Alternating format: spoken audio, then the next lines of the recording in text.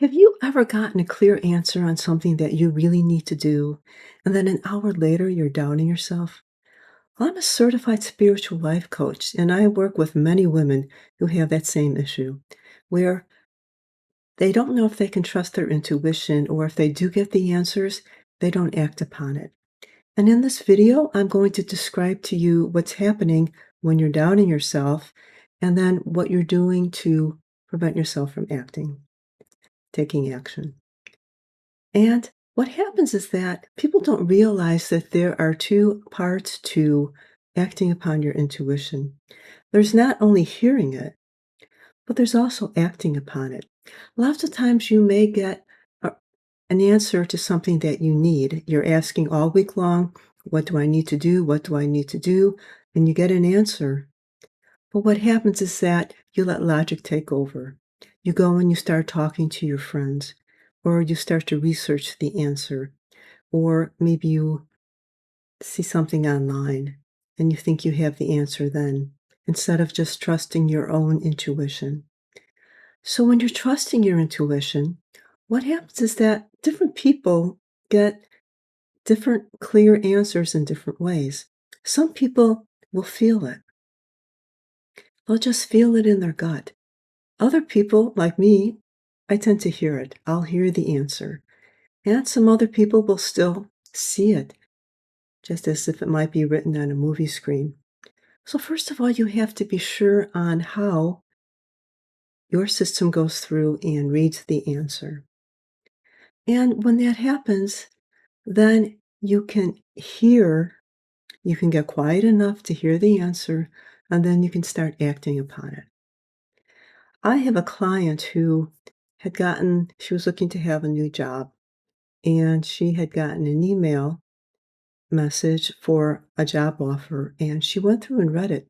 And halfway through it, she could tell that it just wasn't for her. But because she needed the money, and because it seemed like it was okay on paper, she was ready to take that. And then at the last minute, she spent some quiet time and she saw that, no, this isn't for me. And she declined the offer. And what happened, because she allowed enough space, she was able to she got another job offer a couple weeks later for something that was really perfect for her. So it's not only to be able to hear the answer, and you need quiet in order to hear that answer, but to be able to act upon it. She was able to put the brakes on the situation, wait for something else to come in, and then when that came in, she acted upon that, and she was able to find the perfect job for her. So, again, it's a two-part thing. Get quiet, listen, and then when you get that response, you have to get into action.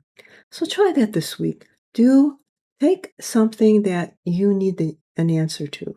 Nothing, nothing major, just some minor type thing. And then just go through the go through the motions of asking, what do I need to do, or what is the answer to this? What action do I need to take? And then test. Are you someone who feels it? Are you someone who hears it? Or are you someone who's more visual and you see it? And take that answer that you get and act upon it and see what happens. The more often you do this, the more success you're going to have in getting the right answer.